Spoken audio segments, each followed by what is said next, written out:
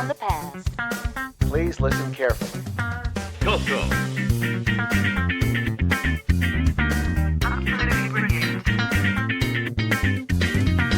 Welcome to the CoCo Crew Podcast. A delicious adventure into the world of retro computing news and information. Featuring the Tandy Color Computer. Hey, you got your CoCo 3 yet? CoCo.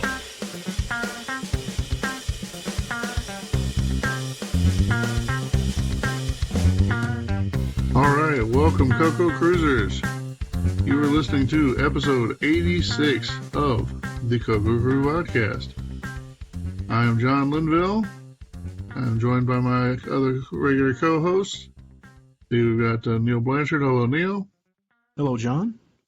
Hello, Mike. How are you doing, Mike? Mr. Mike Rowan? I'm doing good. Hello, CoCo Maniacs.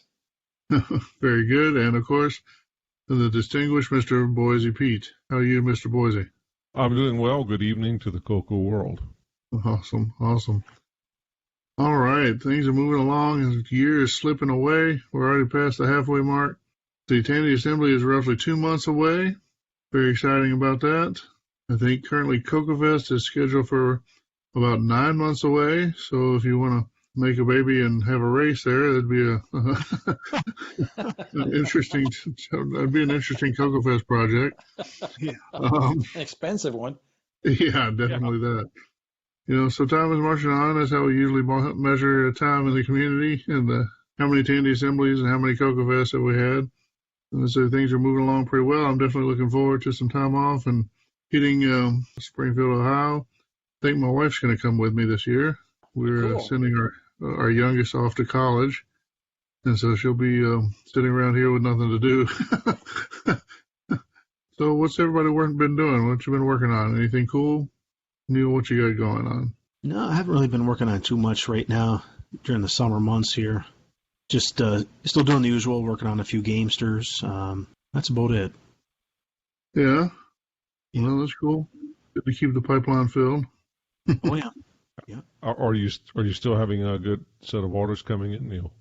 Yeah, it's steady. I mean, we haven't really been advertising because, summer's a little, more busy with other things to do. But Yeah, I would think that summer would not be a time for explosive CoCo product sales, just in general.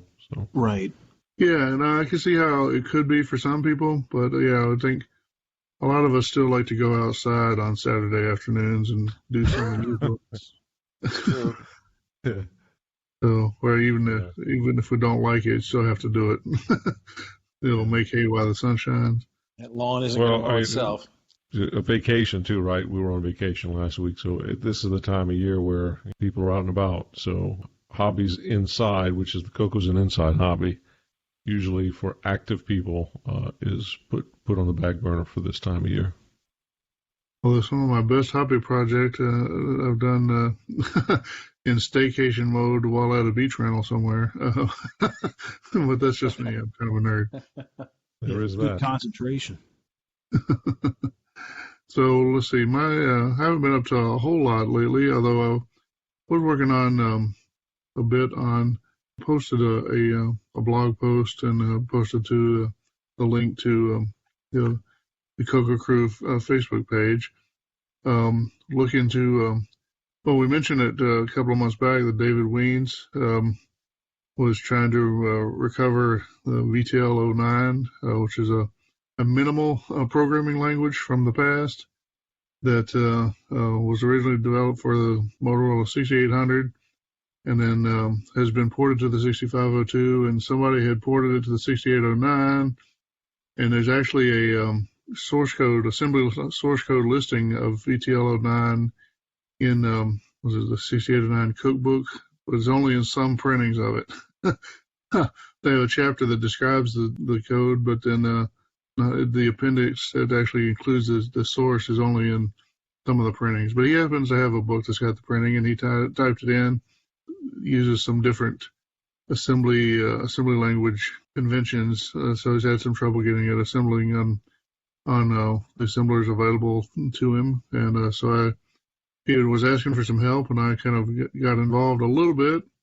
I'm not sure how much I helped. I did manage to get it assembling, but so far I don't have it really running, not in a useful way, but maybe with a little more work and time, maybe we'll get that going. It's kind of a cool programming language. It's almost at the level of BASIC, but got some different concepts. I hope to eventually get that running. It'll be a cool thing to work on. That is cool. It's sort of a vaporware at this point. One step above vaporware, I guess, but still not really there. So what about acquisitions? Anybody got anything cool lately? I had been kind of stalled on my eBay stuff. I think my eBay delivery man thought I was mad at him. But I've been picking up a few things lately, but not strictly speaking CoCo, most of it, I think. But I did buy 50 counts of the SN76489 chips, just in case, to have something to play with. Got a Christmas present for my mom, but I guess that's a secret. Well, I did get a book from Australia, Making the Most of Your TRS-80 Color Computer by Peter Vernon. Looks kind of cool. I mean, it's not groundbreaking or anything, but, sort of a period piece. I also picked up, at the last Tandy Assembly, there was a seminar on getting started programming, the Z80 TRS-80s. But there's a book recommendation, TRS-80 Assembly Language Made Simple by Earls McCall. And anyway, at that time, I could not find it on eBay or any other used book sources. So I kind of put in a search and waited, and finally that one turned up. So I got that. Not CoCo related, but it interests me. I guess that'll have to make for a good enough introduction. So now that we've gotten warmed up, why don't we take a little break, and we'll be back with some announcements. Remember when we used to play computer games with cheap plastic joysticks? Our fingers would ache for days.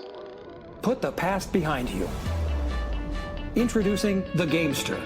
The Gamester is the ultimate 2-button joystick controller for your color computer, Dragon, and Tandy 1000.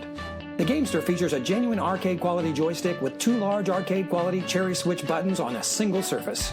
Best of all, the hardware is mounted in a sturdy wooden cabinet. It sits comfortably on your lap or on your desk. Experience the difference that super high-quality, heavy-duty components make in your gameplay.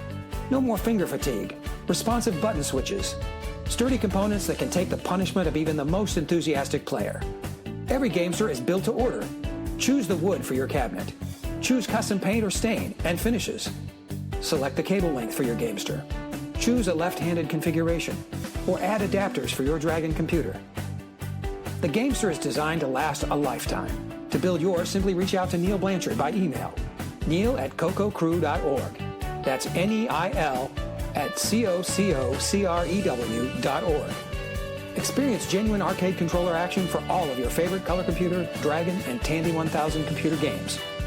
For true arcade action, it's the Gamester. All right, CoCo Cruisers, welcome back. Now it is time for some announcements. You are listening to the CoCo Crew Podcast. Woohoo!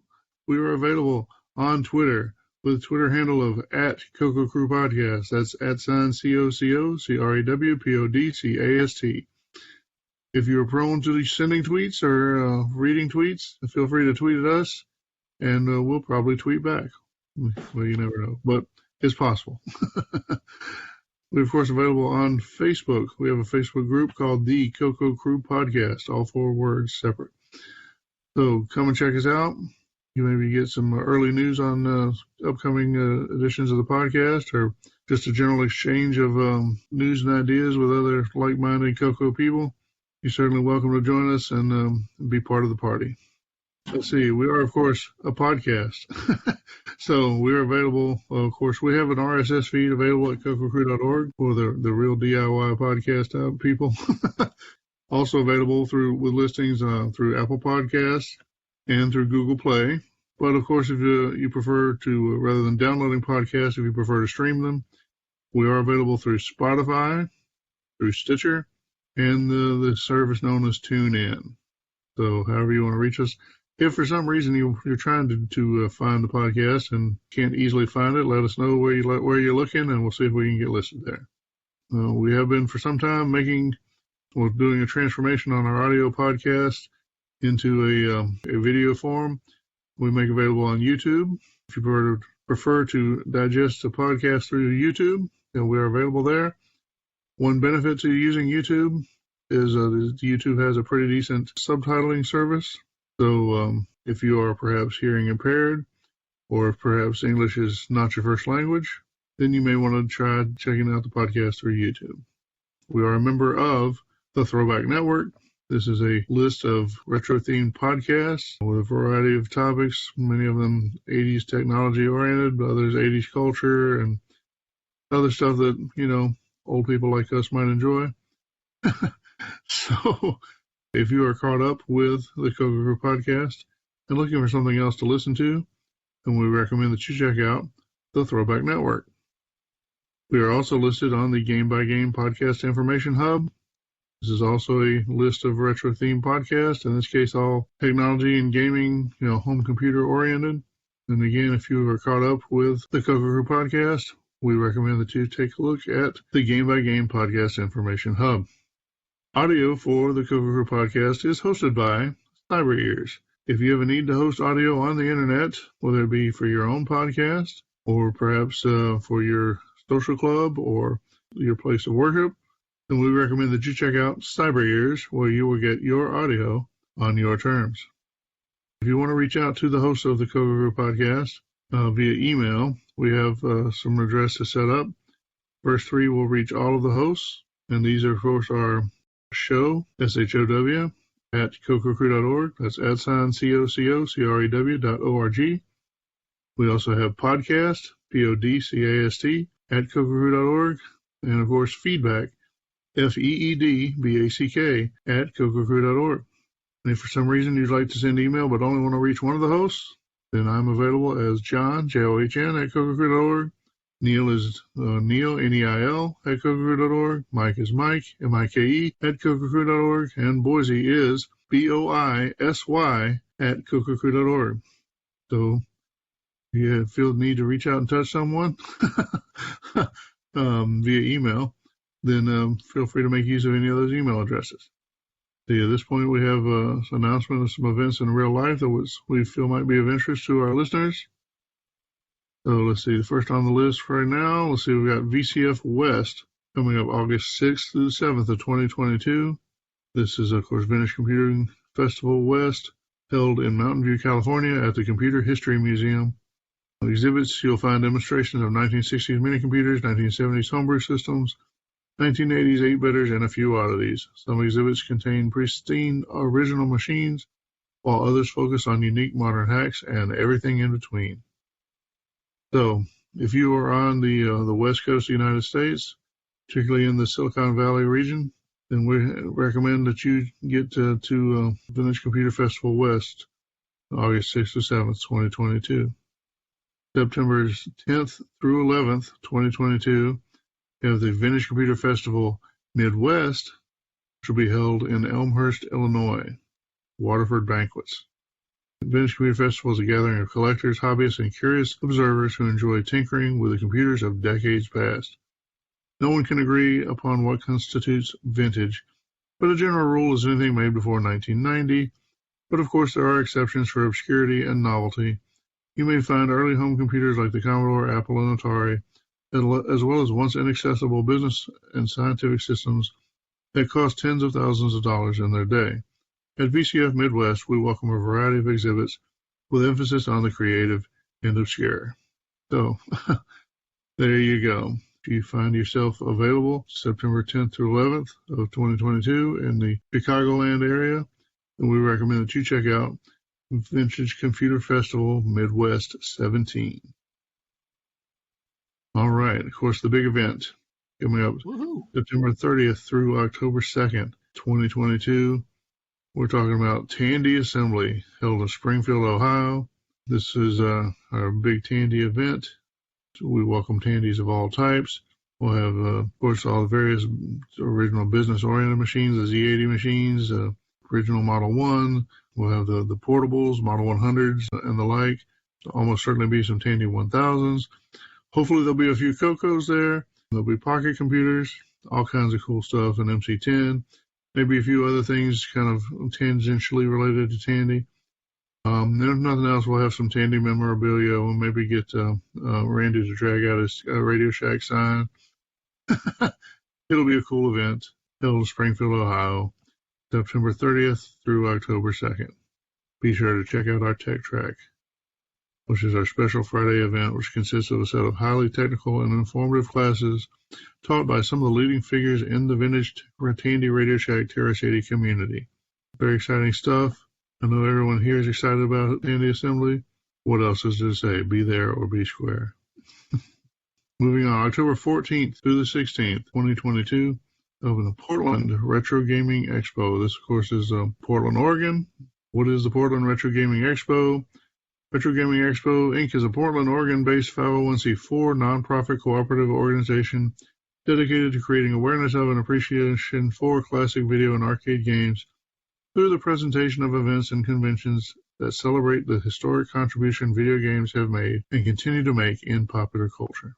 I've never been to PRGE. Always heard good things. If you are in the Pacific Northwest, then I highly recommend that you go and check out PRGE and then send us some feedback. Let us know how it went.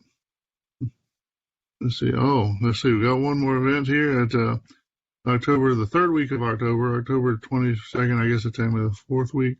Dragon Meetup 2022. Oh, it's October 22nd and 23rd. I have to adjust that. At Blanco's Hotel, Port Talbot. A great opportunity for us to get together and see each other's wares and discuss all things Dragon. And yes, there will be a pilgrimage to the Dragon Data Kenfig Factory on Saturday for photo opportunities. Between Swansea and Cardiff, a little closer to Swansea. So, if that geography is compatible with travel for you, then we recommend that you check out Dragon Meetup, October 22nd, 2022. Still have only a tentative date here, but April 22nd and 23rd of 2023 for CoCo Fest 2023. So, pencil it in. It may change. Not really up to us.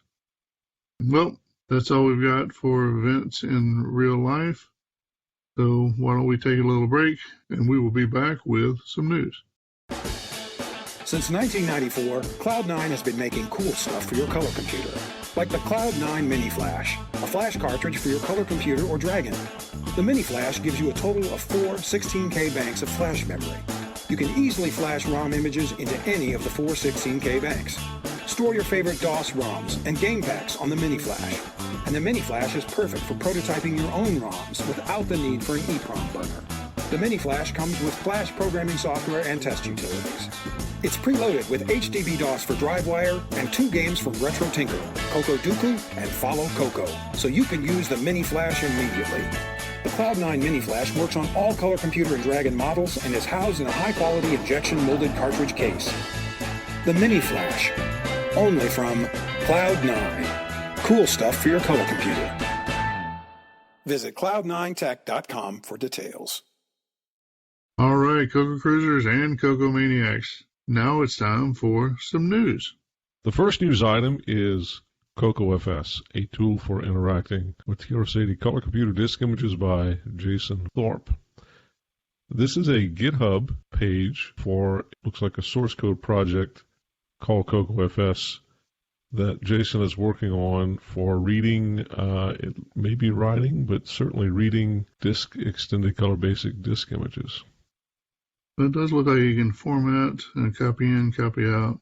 Yeah, you can remove, so yeah, you can write, apparently. Yeah, get directories. Files, dump. Yeah, that's good. Format, yep. Looks like it's pretty straightforward and easy to use. Useful. Yeah. Well, like you say, yep. Seems to be a never-ending need for for these tools. The tools that exist. There's always people always feel like they can do it. They like it done a little differently or whatever. So, let many flowers bloom, I guess is Yeah. Toolshed does it all, but hey, knock yourself out. The next news item is according to Appendix K in the TRS-80 Color Basic book by Bob Albrecht. This is from Fabian Rodriguez. Fabian posted an image of a page, Appendix K page, out of a book from Bob Albrecht that actually listed, interestingly enough, the names of the authors of the Getting Started with Color Basic Manual, Going Ahead with Extended Color Basic Manual, and some other books related to the color computer. This is a very interesting historical information.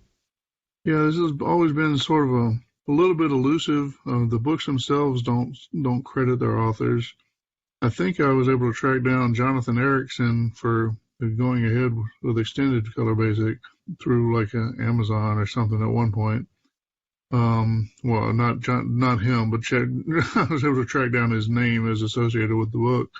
Of course, there's the one that came with the Lisa CoCo 3 that was like Going Ahead or Getting Started with Extended Color Basic. It's like a mixture of the two books. So I don't know who's involved with that one. I think the same person, I think Donna Graves Smith, also did the CoCo 3 basic manual. Okay. And the reason I know this is because if you listen to the CoCo 3 roundtable from October 1986, Barry Thompson alludes to that very fact that she wrote both the Getting Started with Color Basic and the CoCo 3 Getting Started with Extended Color Basic. Oh, okay. Cool.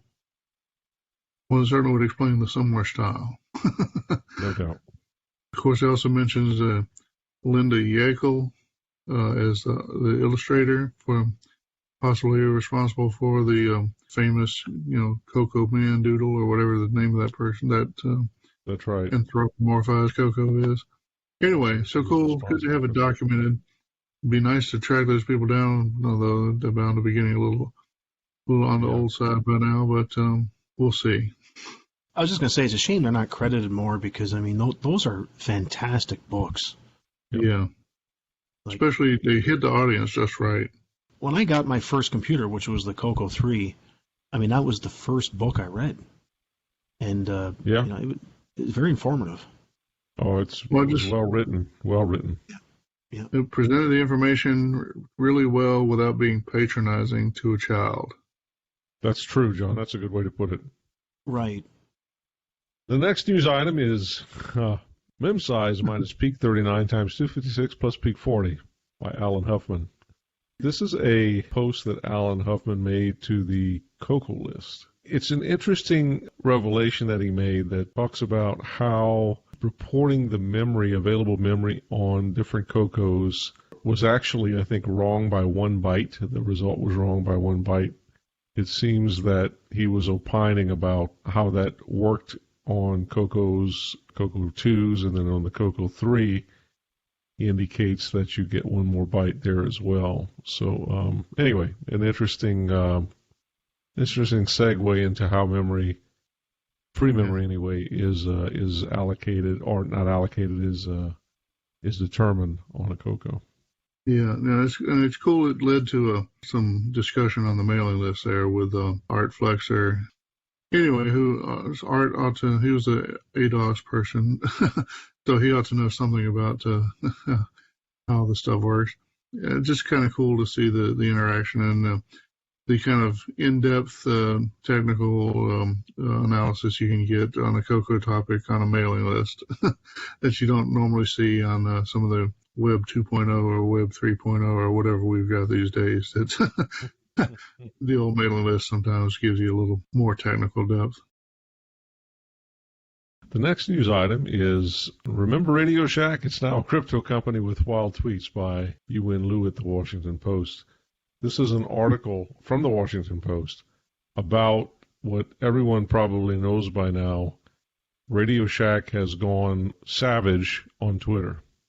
Yeah, just beyond crazy. I don't know if there's an actual means to an end there, or purpose to the madness or method or to the madness or whatever, if it's just somebody got the chance to be a troll and took it.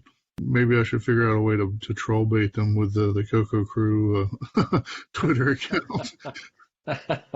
See what we can get. But it is a shame to see that a brand that I think most of us have at least one version of it in our mind that is some sort of pleasant memory from the past or somewhat noble brand or whatever that is kind of being trashed in trolling on Twitter. but not really surprised considering, it's sort of its real value is as a zombie brand anyway. So at least they're keeping the name alive, I guess. So the next item comes from Mikey Furman, or Michael Furman, kind of goes by Mikey. And it sort of suits him. That's probably why he goes by it. Just a real friendly guy. A little soft-spoken, but in a lovable sort of way. Anyway, so Mikey has been working with how do you pronounce this? CoCo Ion? Is that got one, but I'm not sure how you pronounce it. The CoCo IO. CoCo IO. CoCo IO. He's got an N on the end for some reason, but anyway, the Ethernet card. I thought it was CoCo IO myself. So, but he's been doing some work, and he has got a video here showing where he's got a utility that runs on Nitrous 9. That it does. He says, I wrote an NTP date utility for the CoCo that uses the CoCo IO Ethernet card, and he has a video demonstrating it.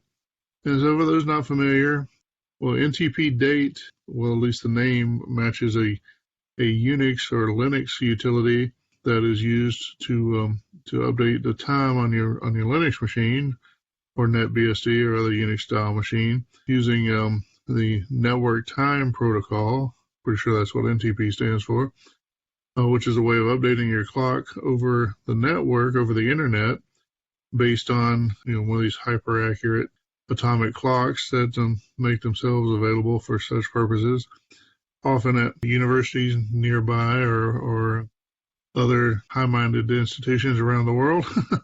If you have a CoCo that needs to be set to the proper time, this could be a really good way to do it. Certainly could replace the need for a hardware real-time clock on your Nitrous machine. Mikey's a fairly skilled developer, makes a living out in Silicon Valley, taking a liking to the CoCo IO networking card. And he's got another video also with the CoCo IO Ethernet card. And he's got the utilities for doing some basic configuration and running pings. Very cool, Mikey. Nice to see that. Good work. Thanks for sharing. Both really good videos. Thanks.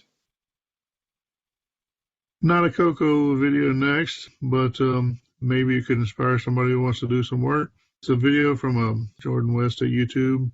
It says, isometric games often use hand-drawn 2D sprites to add depth to a game without having to deal with full 3D rendering. And, of course, this is when you have the graphics rendered kind of cockeyed at an angle.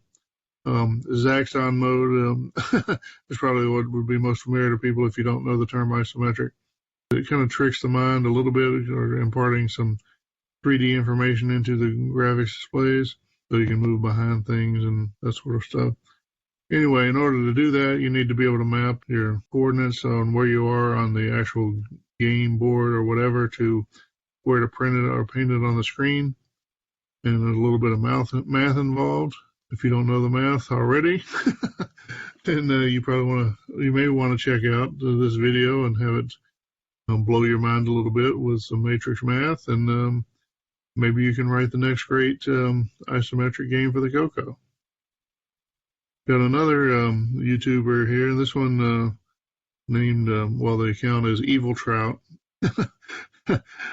What that's supposed to mean, but Evil Trout, how classic Sierra game graphics worked, and an attempt to upscale them. And so he's doing not deeply technical, but somewhat in-depth discussion of how graphics or graphics data is stored and made available in the old Sierra games like King Quest using the AGI system. Basically, they're rendered in essentially a vector format. Instead of being a bitmap, they'll have drawing commands, put a square here and a circle there and color it and that sort of stuff, which is a pretty good technique for compressing the amount of data that you need to be able to draw a scene, as long as you don't mind a scene that looks a little, cartoony maybe.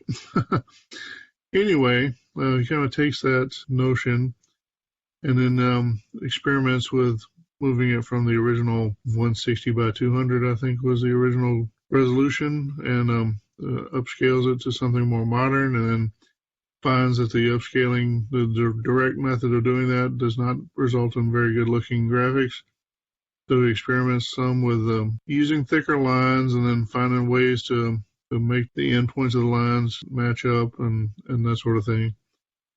Ways to make the flood fills not overfill and that sort of thing. So anyway, I thought it was interesting. If you're into graphics at all, maybe check it out, and maybe you'll find, maybe you'll learn something, maybe you'll be inspired. All right, moving on to the link from Martin Malley. Title of the link, CP/M is really open source now. So, of course, this is not CoCo at all, but it does touch a little bit on open source, and I know something about open source. I thought this was a good one to come in. CP/M was a product of a company called Digital Research back in the 70s. Of course, the operating system for, well, Z80 for sure. Does CP/M cover 8080 as well? I guess it does.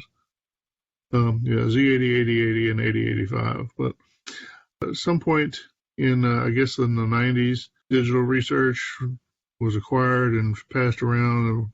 At some point, it was declared fairly publicly that the CP/M source was available for anyone to download and kind of do whatever they wanted with, but I guess it wasn't spelled out in a way that really amounted to an actual grant of license. And that's one thing that confuses people sometimes, is just because you make something available for download doesn't mean that it's safe for somebody else to download it and then use it. So apparently this Brian Sparks, who is the president of DR-DOS, which I guess is the legal inheritor of the rights to CP/M, let this paragraph represent a right to use, distribute, modify, enhance, and otherwise make available in a non-exclusive manner CP/M and its derivatives. This right comes from the company DR-DOS Inc.'s purchase of Digital Research, the company and all assets dating back to the mid-90s. DR-DOS Inc. and I, Brian Sparks, president of DR-DOS Inc., as its representative, is the owner of CP/M and the successor in interest of Digital Research assets. So hopefully that makes it clear for anyone hoping to use DR-DOS and anything that might put them in any sort of legal risk. Not exactly a CoCo thing, but still it's a nice illustration that just because you take some source and put in a zip file and make it available for download, then you wonder why no one downloads it and does anything with it. Sometimes you haven't been clear enough about what the license really is. So let that be a lesson to you. The next news item is, OK, completed the PCB layout for the CoCo 2 keyboard by Mr. Mike Rojas.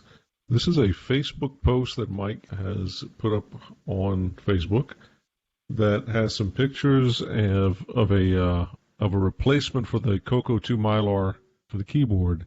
This is actually an interesting project, and looks like he's really made some progress on it. I know he's got a CoCo 3 version of this, and I think a CoCo 1, so now it looks like he's tackling the CoCo 2 keyboard. Yep, very cool. Always is a popular subject when people talk about the keyboard replacements for the CoCo in whatever their form. So nice to see the projects come to fruition. The next news item is TRS-80 MC10 plus Raspberry Pi Pico plus MT8808 wired USB keyboard adapter by Mr. Brendan Donahue. This is a YouTube video that Brendan has posted. It's about 5 minutes long, and he is using a USB keyboard to talk to an MC10, to connect to an MC10. Is that right, John? That's what I understand it. So yeah, he's driving some hardware, a switch matrix, so it should be a good emulation.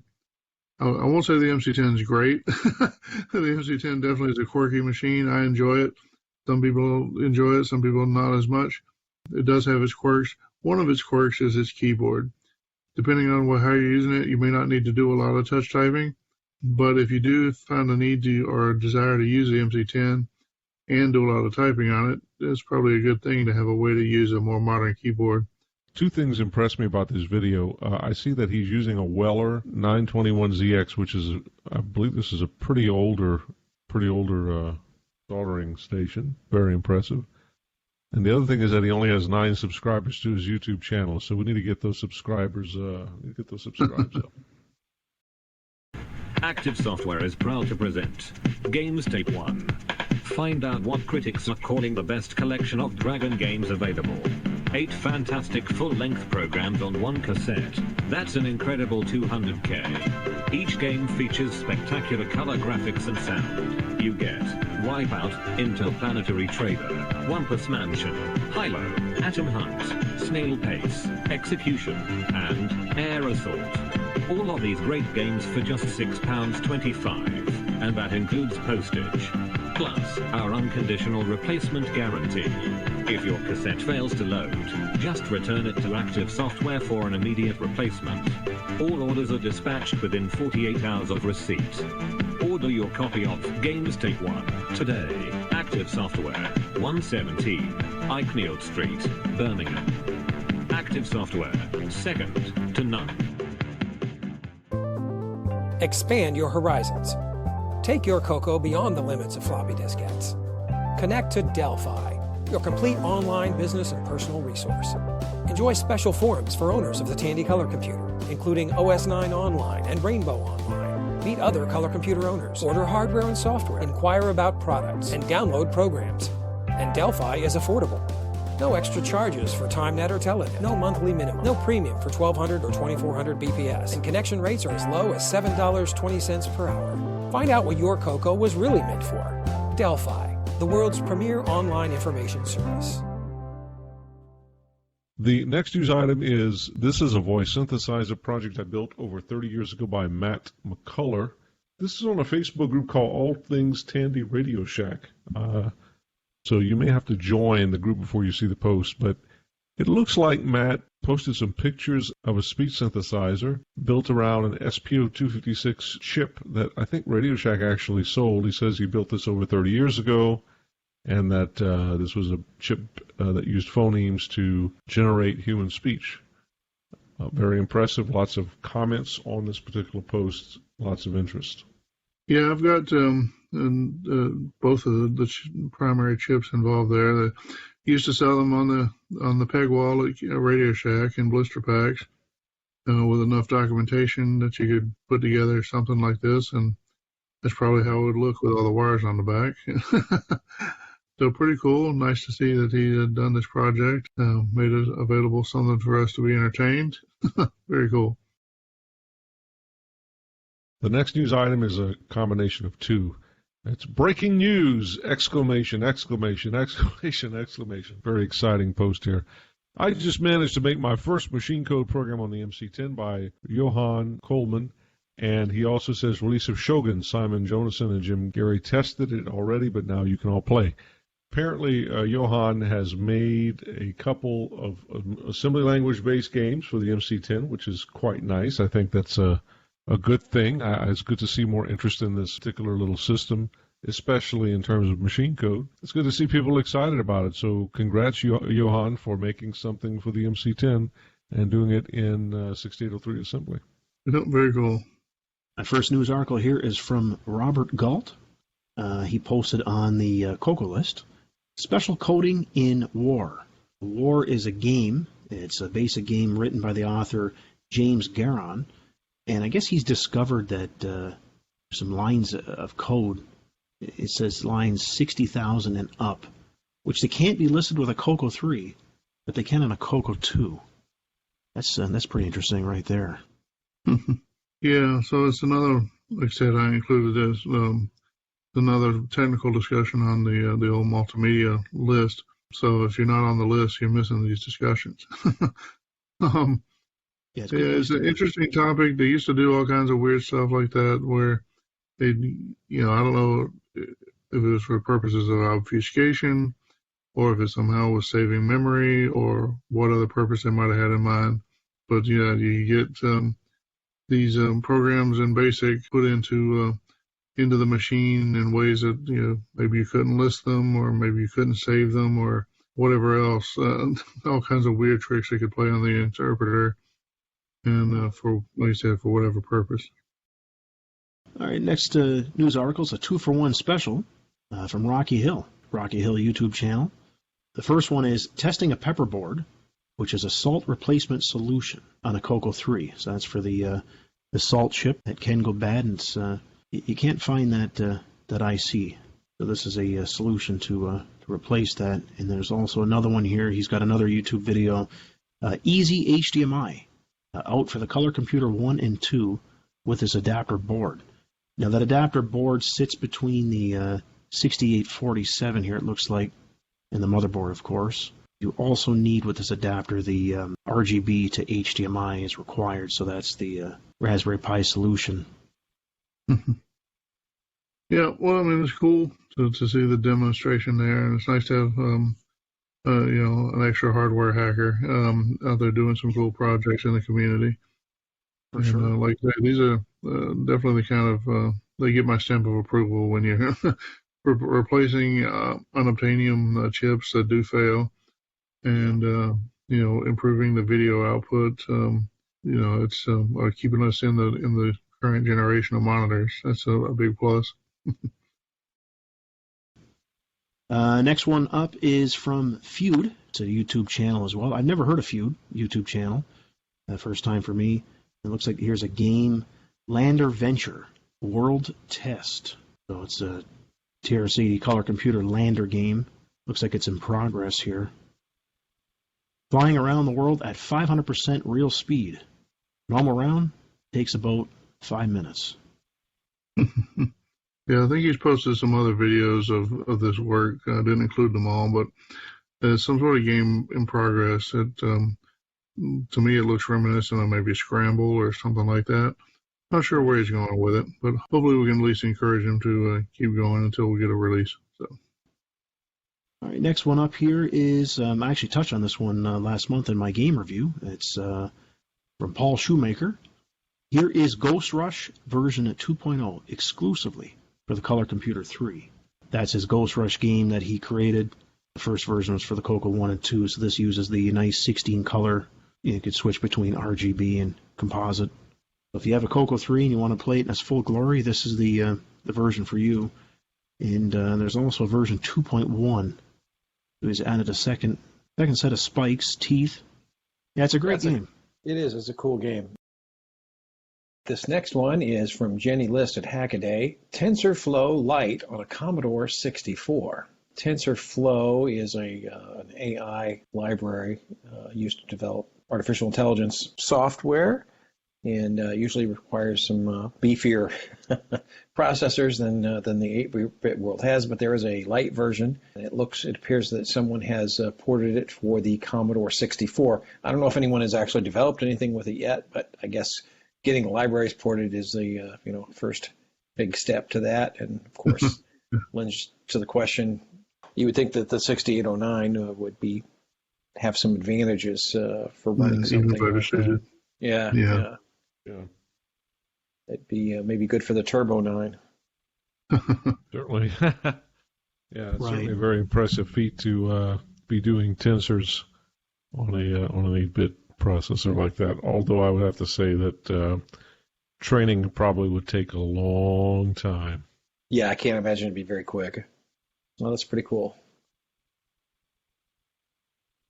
All right, here's a kind of an interesting one. This is from Atari Spot at Twitter. Ask a collector lucky enough to have found official licensed Atari 2600 cartridges from Turkey whether they work. They'll say no, or they'll lie. So this is kind of an interesting read about how they tried to put region protection on Atari cartridges, specifically in Turkey, so that you could only play them in Turkey. And it looks like there's some hardware involved, and that they would warn people that if you tried to go around their protection, that you could physically damage your Atari 2600. Pretty ghetto, but probably effective.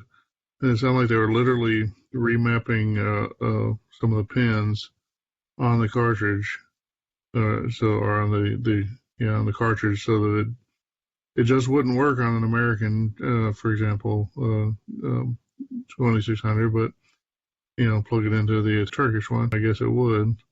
So I don't know, kind of neat, kind of interesting that they would do that. Like I said, a little bit ghetto, but effective, I suppose. All right, we got another cool one. This one's from Alex Porto. Oscilloscope drawing for everyone. This is interesting. doing, I guess you could call it line art. You have to have a continuous line for this, but basically it allows you to draw in a vector graphic kind of way on an oscilloscope screen from your computer. Yeah, I mean, it's just an example. I mean, just to inspire people, I guess. I think he's using a PC, of course, with probably something plugged in via USB or whatever. But I'll say from experience, if you want to do something like this on a CoCo, then the Orchestra 90 cartridge is perfect for doing exactly this. So 2 channels, X and Y. You plug them into the XY mode on your oscilloscope, and drawing on the screen is a simple matter of programming. Yeah, that's pretty cool. All right, the next 4 links here are from friend of the show, Jim Gary. These are all MC10 specific, these videos. First one is called Sheep Station by Philip Coates from 1985. That's been ported over to the MC10. And this is kind of a text-based game where you are running a large sheep station and have to purchase land and sheep and food. And so kind of an interesting game from 1985. So that one's cool. Check it out. I'm kind of partial to this next one. It's called Star Command Sigma.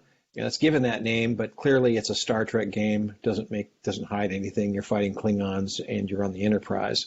So, but this is a port that is interesting. I enjoyed the video. I'm a fan of Star Trek, the original Star Trek games. Anyway, this one's got some nice. I like it because it's you don't have a lot of screen space text-wise on MC10 or a color computer, but this does a very good job of giving you compact displays of everything. Even has some good sound and animation of like when you're firing torpedoes, you actually see the torpedoes, go across toward the enemy in the grid. So kind of fun. Plus, it has a timed element to it, of course. So you have X number of Klingons to kill, and you have a limited amount of time or moves, if you will, to take them out. So looks like it's pretty challenging. Nice Star Trek game. A nice port of it. So that's cool. And then the next 2 actually are Draw Poker by Jim Minnick from 1984. This is a text-based draw poker game for the MC10. Looks pretty cool. The second link is an update, which also has a link to a blog that Jim has describing some of the bugs that he's run into with the draw poker and dealing with those. So. Always several programs each month that Jim Gary puts out. So well done. Thanks, Jim. Yeah. Very cool. Here's one. I don't know if you've ever asked yourself this. Many people have occasionally come up with this question. If you've ever seen a graph like is shown in the article there on how the various computer languages, programming languages are related or descended from one another, and it doesn't take very long for those graphs to become crazy unwieldy. So the question is, why are there so many programming languages? This article is by Doug Meil, M-E-I-L, and it's in the Communications of the ACM. So he goes through a discussion of some of various old computer languages and how some are related to one another and that sort of thing. He discusses some of the reasons why there are different ones and how different ones solve different problems or whatever. Programming languages are often designed for certain tasks or workloads in mind. In that sense, most languages differ less in what they make possible and more in terms of what they make easy. So I think a lot of people, particularly people that are maybe not really programmers or not very accomplished or kind of new to programming, may not really see the distinction, or they may wonder, well, we've got BASIC, why do we need Pascal and Logo and C and BASIC 09? Isn't that just another BASIC? And you got Forth and BTL I was talking about, and all these various languages. Why do we need all those? And like you said, it's not necessarily that you have to have a different language to do a certain task, but quite often the different languages make different kinds of tasks easy or easier than other languages, either because of they may be built around different data structures or built for different environments in general. if that answer is good enough for you, then you don't need to read the article. But it might be worth reading the article just to expand your mind a little bit around why are there so many, what are the various factors that have influenced people to write so many different languages, some of which were only ever used by the person that designed the language in the first place. So check it out, see what you think, and wrap your mind around it. Be good for you. So this article is from Neil Parker. Of course, it's not a CoCo thing. Multiplying and dividing on the 6502. But so what's the point here? Well, so most of the techniques that are described here for the 6502, withstanding the exact instructions, or in some cases maybe even with these same instructions, you could probably do the same techniques on the 6809 to multiply or divide if you needed to. And if you want to divide, maybe maybe you do want to do it this way. If nothing else, well, once you've looked at the amount of code necessary to multiply, you might be happy to know that there's a multiply instruction available, whether you're using the 6809 on the CoCo or the 6803 on the MC10. So go Motorola. Good stuff. And like I said, if you need to write a division routine and don't know how, well, this will give you some instruction in a processor that is at least roughly similar. So check it out. Let me know how you do with your assembly language learning there. It's Operation, Milton Bradley's goofy game for dopey doctors. Now for the Tandy Color Computer 3. The operating table plugs into your color computer's cartridge slot. The computer assigns each player which procedure they are to perform. Remove funny bone. Careful. If you touch the sides... Oh. You blew it, Charlie. Funds are automatically removed from your account and you earn malpractice demerits. Your colleagues are suddenly busy at lunch. Next. Take out wrenched ankle. A winner. Funds are transferred to your account and you earn malpractice insurance points. Enjoy the ride home in your BMW 4 Series convertible. Ha, ha, I hate you. Operation, a game for your color computer from Milton Bradley.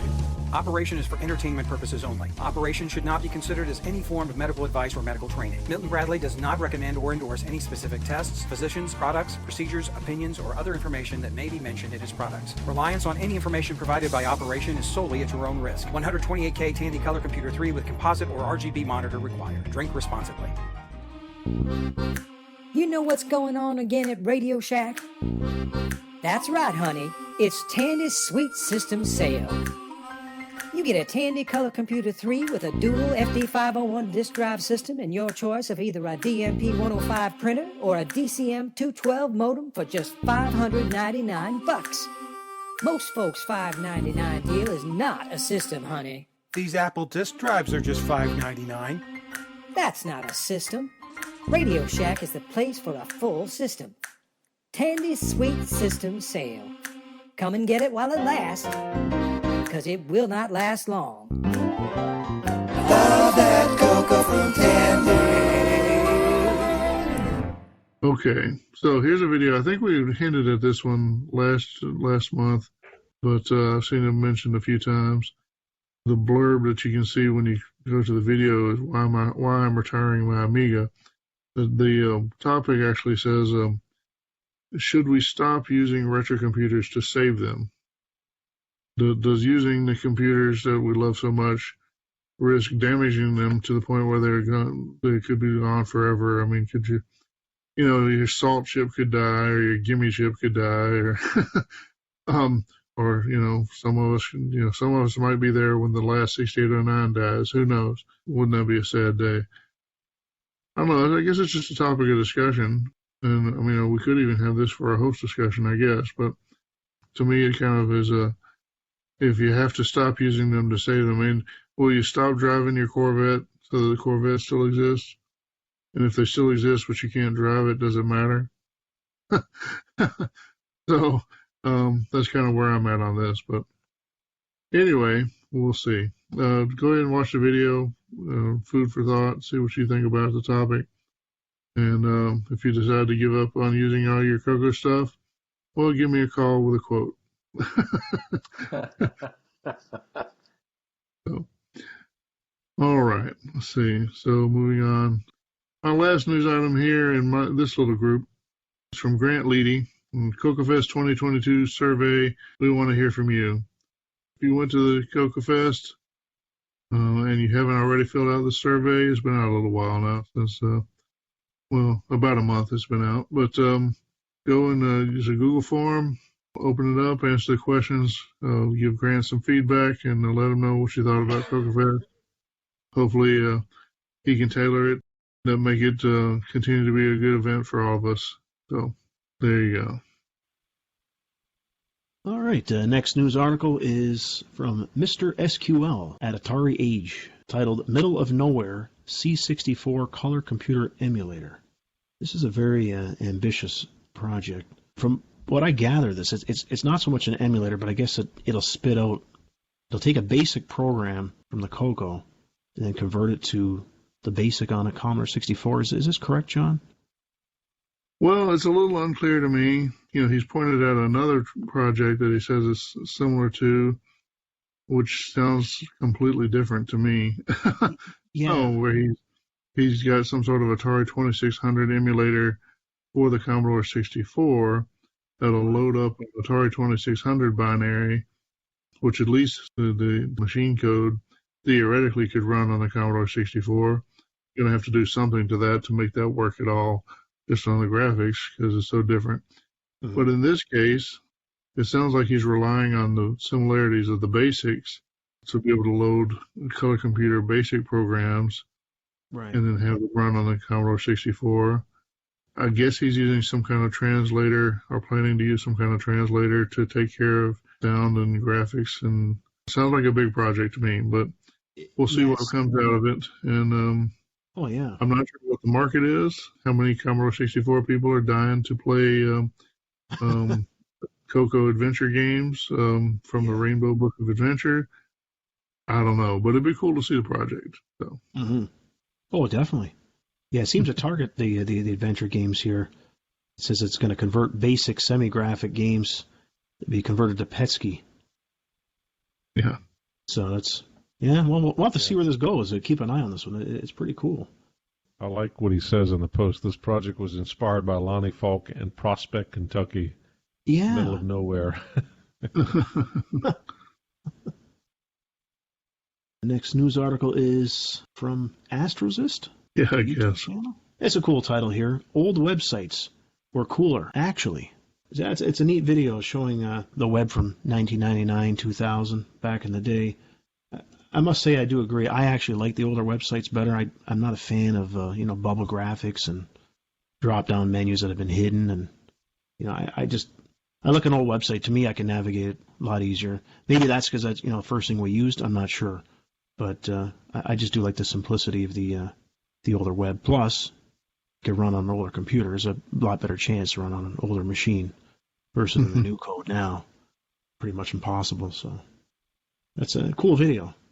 Yeah, well, like I say, as an engineer, just the scale of how much stuff just is downloaded to your machine on the average website today, and then executed on your local browser, it's amazing that it works at all. Yeah. And then to see people, not to pick on the mailing list, but to see somebody complain about a 64K attachment on the mailing list is just mind-boggling to me that they care about that when. The average, one graphic on a website is 10 times that size sometimes. Yeah, that's so true. The next news article is from M. David Johnson. Ralph Serpis recently discovered a typo in BDS Software's Genesis 1-11 quiz game. Speaking of older websites, I know this is a newer website, but if you check out BDS Software website, it definitely it looks retro. That's a lot of that's kind of neat right there. Yeah, that's like I said, this is the kind of website that one person probably can just edit it in a regular text editor. Yeah. But it does the job. It's For sure. I don't know how hard it is to maintain or whatever, but it's pretty easy to automate something like that too. So very cool. And if you're playing this Genesis game, apparently there's an update, so check it out. The next news article is from Glenn Hewlett. Some Canadian content here for you. I didn't even know about this until recently, actually. I didn't even know he was working on this. So he's porting over the arcade game Robotron to the Color Computer 3. So this is really awesome project. I hope it comes to fruition. Looks like it will. I found out about this. I actually got an email from someone wanting a dual joystick gamester for this game, and I'm thinking to myself, well, do we even have Robotron? But then I realized, so Glenn is working on this. That's cool to see. I would think if you're going to play Robotron in any meaningful way, you're going to need, like you say, a double stick gamester or something like that. Because I just can't imagine holding two deluxe joysticks on the table and trying to clamp them down. to play that way. But for something like Robotron, it would wear them out quickly. That's right. Great work, Glenn. Looking forward to this. All right, our next one is from Paul Shoemaker. For anyone who may wish to increase the length of their existing drive wire cable, I can confirm that this extender cable works like a dream. So this is a commercially available cable. It's an extension cable, so it has a receptacle on one end and a plug on the other. So you can just put it in line with and extend out your serial cable and your CoCo. So apparently there's something else in the world that actually uses a 4-pin DIN. I think it's actually for audio power supply. Oh, there you go. So thanks for that, Paul, and for that tip. Our next one is from Oliver Schmidt. A2 Stream simultaneously receives an A2 Stream file from any HTTP server and plays it through the stock Apple II speaker circuit using pulse width modulation at 22050 hertz sample rate with 5.17 bit resolution. Wow. So I'm not sure how they calculate the 5.17 bits. But right. Yeah, I'm not sure about those 0.17 bits. Kind of cool. I mean, we of course have the CoCo playable version of the podcast available, but you have to download it and play it whatever. But the CoCo IO hardware, it should be reasonably similar to this Ethernet 2 Ethernet hardware. So if you can somehow get past all the 6502 and Apple II isms in this code, theoretically you could port this same functionality to the CoCo and be able to download the podcast and listen right over the CoCo IO Ethernet card. So Mikey, are you out there? Be a cool project. Our next one's from Brian Cockfield at Hackaday, building a serial bus to save an old hard drive. Here's the problem.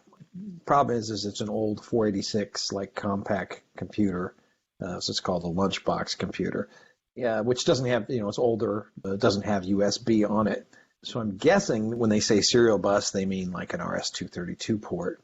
Essentially what they're trying to do is get each sector off of the hard drive on this old 486 computer and get it over to a modern computer, well, modern-ish, Windows XP in this case. And it doesn't sound like there's any hardware involved in this, so I'm guessing it's some kind of software that was written to do this. I don't know. Did you get any more clarity from reading that, John? No. Like you said, I think it's just that he's had to go to some effort to, I don't know, nowadays, old RS-232 is like ancient, mysterious technology to a lot of the modern day hackers, so. Yeah. I think basically he just used a serial port to transfer hard drive data sector by sector. And isn't that cool? So I don't know. It's the kind of thing I could see many of our listeners possibly doing, even though it's not CoCo. You can see that they might want to do something like that sometime. So. Sure. Yeah, I think what threw me off is they talk so much about USB in the article when it's not involved in the process at all, unless they use a serial adapter. Took the guy 2 days to get past it. Why wouldn't you just use USB? Right. I can't find the USB port on this. Yeah. Our next one is from Paulo Garcia. Beauty and the Beast, TRS 8-bit newsletter, announces its 2022 programming contest for the TRS-80 family of computers. Well, this is kind of funny because this is the contest is basically to create Wordle on the TRS-80, and I think specifically here they mean the Z80 TRS-80s, maybe, and some of the others, of course.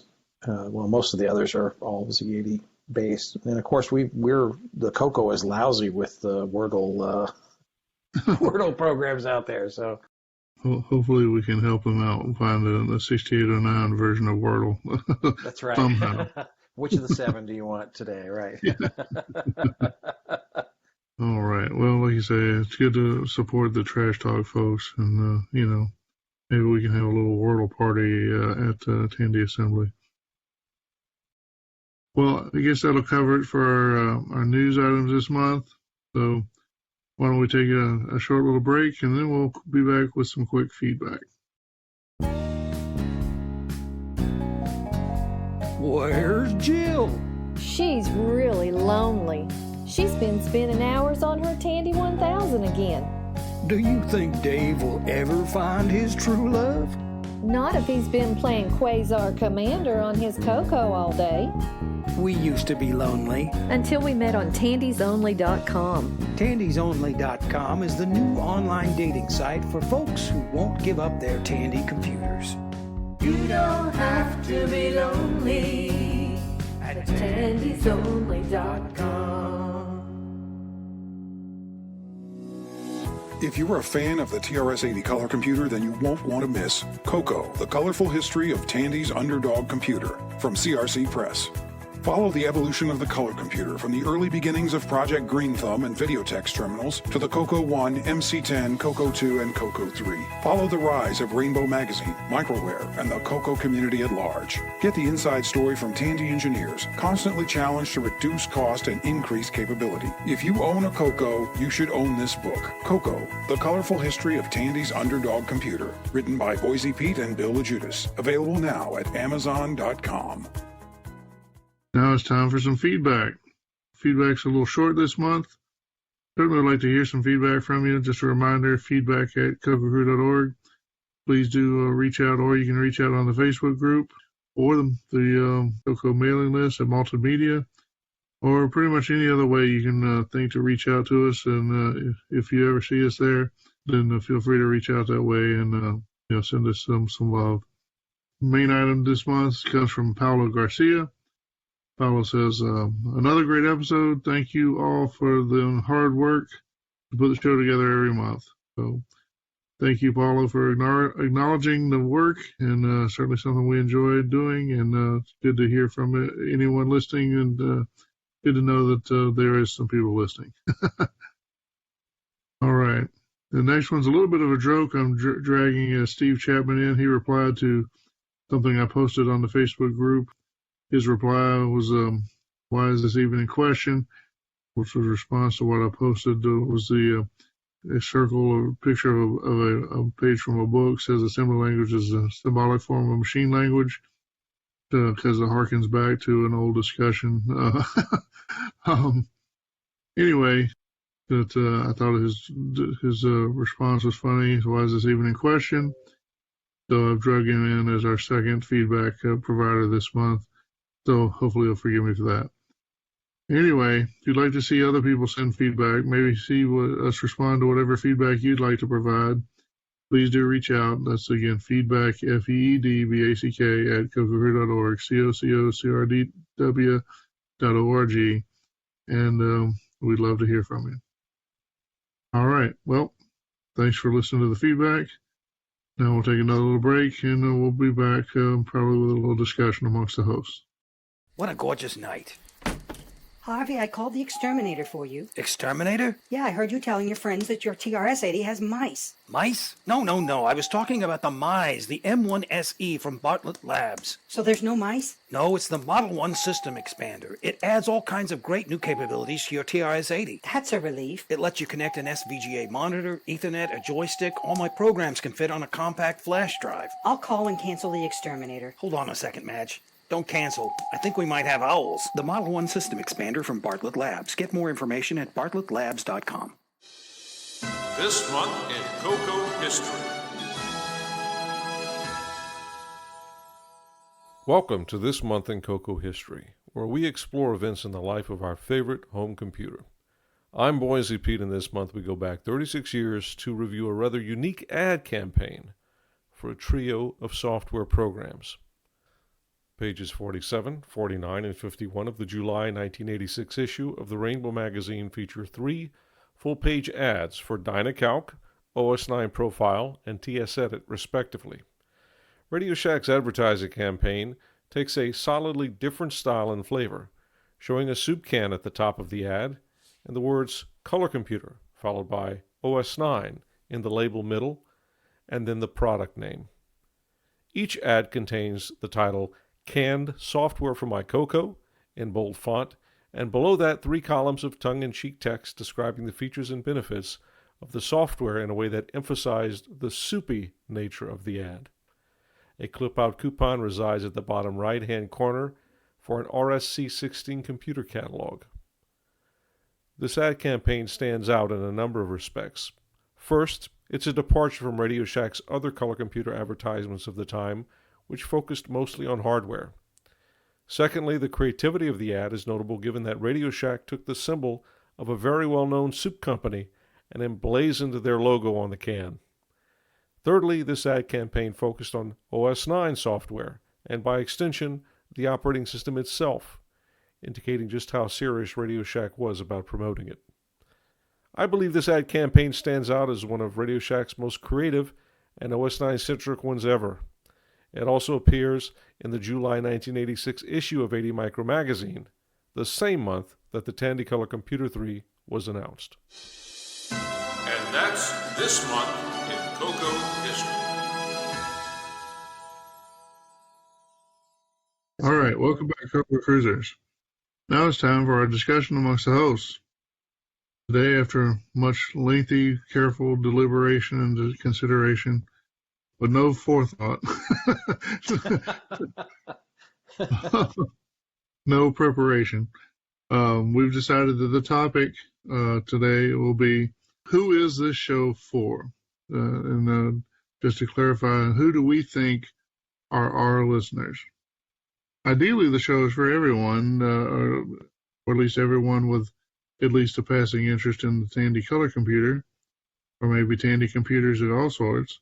But, obviously that's probably not going to fulfill everyone, or it's not always going to be exciting for everyone that's ever touched a Tandy computer. Quite a lot of people probably do plenty of CoCo work and, may not always be turned on by our show. I don't know. I don't want to simply dismiss them as, well, the show's not for them. That always sounds like a snotty thing to say. So, but who are we looking for? Well, we made a kind of a point when we had the seminar we did at the CoCo Fest. Sort of made a point of it that this show takes itself kind of seriously. Made as a point of basically to say that we're not here to just sort of yuck it up and make silly faces or anything like that. That we actually do take our hobby perhaps too seriously, but that we do view this stuff as something worth doing, that sort of intellectually fulfilling for us or whatever.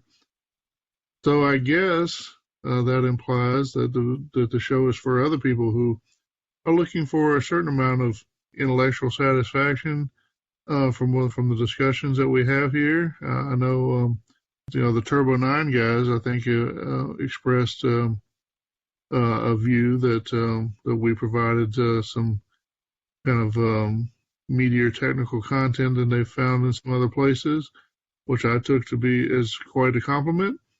Hopefully that's not putting anyone else down, just a statement of the way we do things. We're not necessarily here just to laugh it up and poke fun at each other or make fun of, Boise's beer belly or whatever. No, Boise does not have a beer belly, not really. Thankfully not, thank you. Sorry, I just had to poke a little fun there. I guess that's what it comes down to. we think our listeners are like us. And we hope that they are, and we hope to entertain them. We want to entertain each other, and we want to entertain listeners that are like us, and we hope that involves as broad a section of the community as possible. We realize that sometimes maybe that's not everyone in the community, but I think that's okay too. So that's why we invite feedback. If we're somehow missing the mark with you, we'd like to hear about it. What do you guys think? Neil, what do you think? Who are we making this show for? Well, definitely any retro computer enthusiasts. It doesn't have to just be CoCo. Well, we definitely cover other topics of broader interest. That's right. Not strictly CoCo all the time. That said, CoCo is the focus. Oh, yeah, for sure. But, I have some friends that listen to our podcast here, and they're not even really into retro computing at all, let alone CoCo, and they enjoy it. Cool. Yeah. Mike, what do you think? Yeah, I think you said that it was for people like us. I would agree that. I think we do a pretty good job of, if I'm going to pat ourselves on the back here, that we address I guess a large audience, because the show can be very technical, sometime over maybe some listeners' heads or even their level of interest. But we also have other parts that will appeal to them. And, we cover game news, and that has a lot of appeal and interest to people, I'm sure. So I guess there's a little of something for everybody in the show. And you're right, the show is for everybody. We try to be informational and entertaining as well. So, and do it in a nice monthly bite-sized manner. Yeah, definitely the pacing of the episodes, I think, is probably been a topic of discussion about the show in a larger sense. Some people earlier on definitely wanted us to go faster. I don't know how we would have ever done it. I don't think slowing down would be a lot better, but I think I actually liked the monthly pace. But we've maintained that for 7 years now. I think it's working out for us. Boise, what have you got to say? Well, I've often said that I see CoCo Crew Podcast as a liquid version of the Rainbow Magazine. A monthly podcast, comes out every month. People who listen to us are probably like us, as you said, but I like to think of them as people who would have subscribed to the Rainbow back in the day. John, you're the Lonnie Falk. Anybody can subscribe, obviously, and I'm sure that our subscribers run the gamut in terms of backgrounds, interests, and so forth.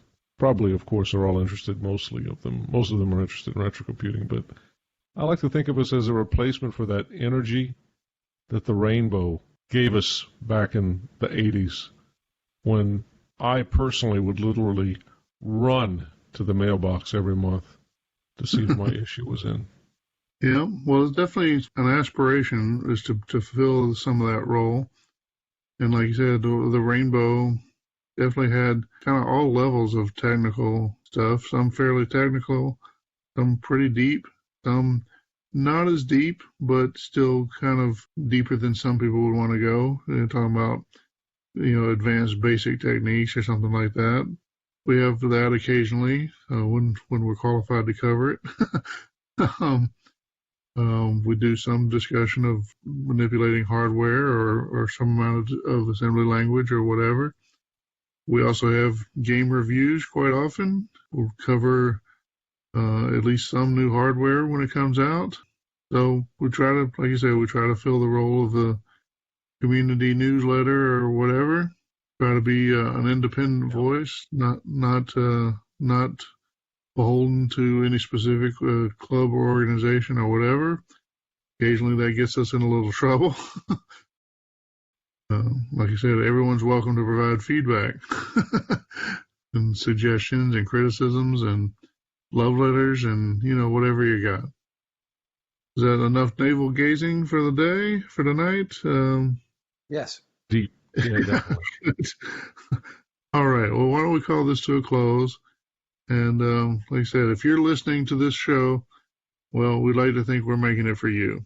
So if you think we're making the show for you, then feel free to send us some feedback and let us know how we're doing.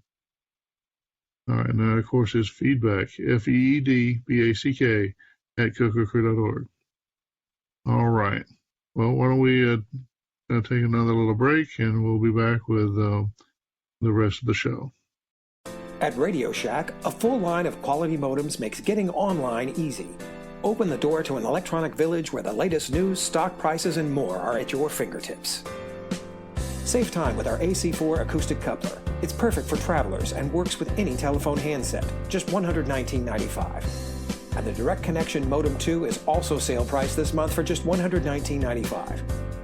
Our basic 300 baud modem is under $60. The DCM3 modem offers full duplex data transfer and is affordable for any home computer at just $59.95. Finally, the DC2212 operates at a blazing 1200 baud. Save on long-distance charges by transferring data up to 4 times faster. Choose an affordable Radio Shack modem that fits your needs and never be out of touch again. And they're only available in one place. Radio Shack, the technology store. Welcome back to Neil's Corner on episode 86 of the CoCo Crew Podcast. Well, it's July, smack dab in the heat of the summer. I figured to honor that, let's kick it old school this month and take it back to the Wild West days. The game I'm talking about is a graphic adventure game called The Wild West. It is from Novasoft, distributed by Tom Mix back in 1987. I truly believe this is a rare, or at least underdog game for your CoCo 3. There is absolutely no mention of it anywhere on the web, at least that I can find. One of the main reasons I think for this is due to the game being so heavily copy protected.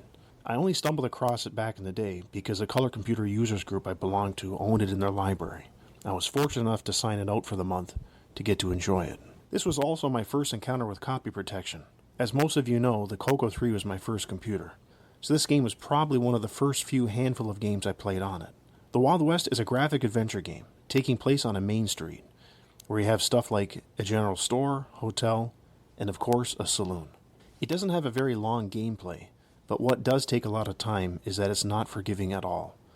You have basically only one chance per move before something happens to you.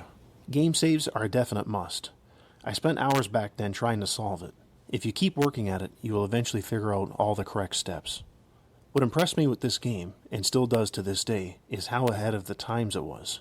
It requires a Tandy Color Computer 3 with 128K of memory, with composite or RGB monitor. However, the impressive part is it'll take advantage of a 512K memory upgrade to reduce disk loading between the scenes. It'll also use dual disk drives, so you don't have to keep swapping disk 1 and 2 if you're fortunate enough to have a dual drive system. Last but not least, it'll also use a speech sound pack if you have one with an MPI hooked up. The graphics I thought were very well done, and the multi-voice music is also very nice. If you want to try this game out, it is offered on the CoCo Archives website. There are a few different versions of it in the zip file. One of them you have to patch to get the copy protection working when creating a real or virtual disk. There is also a DMK version available in that zip file that you can convert to an SDF file to use on a CoCo SDC. Well, there you have it. Another game for you to try in your CoCo 3, and a rare, obscure retro one at that. Possibly one you haven't heard of until now. Until next month, happy CoCo gaming and retro forever. The Warrior King. Become Rastan, Warrior King on the quest to regain his rightful crown. Hidden deep within a sinister land. Battle monsters, gain magic and weapons, and travel through harsh wilderness and dark castle dungeons in this medieval realm. From the creator of Kung Fu Dude comes the awesome arcade game for the CoCo 3. Warrior King uses the most detailed 320 by 216 color graphics and high-speed machine code to vault you into a world of fantasy. Dare ye challenge the many perils ahead in order to become Warrior King? Warrior King requires a 128K CoCo 3 disk drive and joystick. Only $29.95 from Sundog Systems. Well, it's that time again. We have reached the end of episode 86 on the CoCo Crew Podcast. As usual, I'd like to thank our host, John Linville, for procuring all the news articles and bringing us informative tech segments. Mike Rowan, for painstakingly editing the podcast and creating those awesome commercials. Boise Pete, our CoCo historian. He remembers it, so you don't have to. Last but not least, all of you who listen and support us each month. We also really do appreciate your feedback. Until next month, happy cocoing and retro forever. It's a blast from the past. Please listen carefully. CoCo.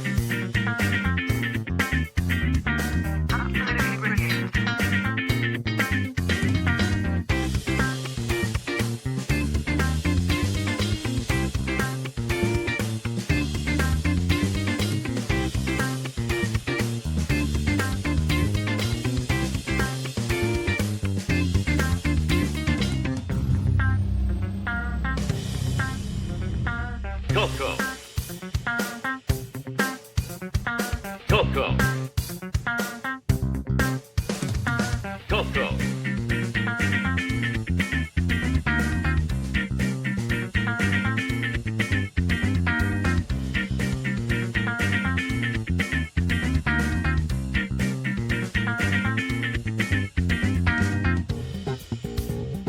Dance like there's no tomorrow.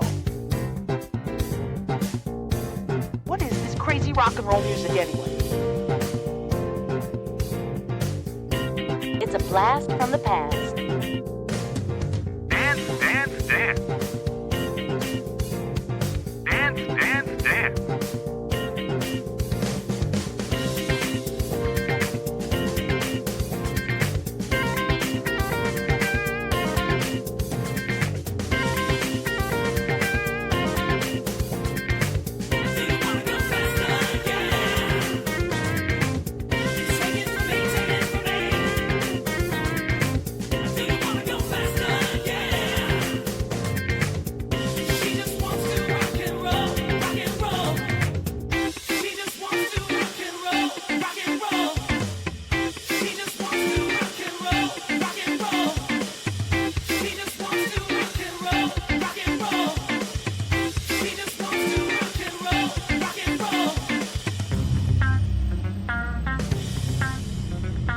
CoCo.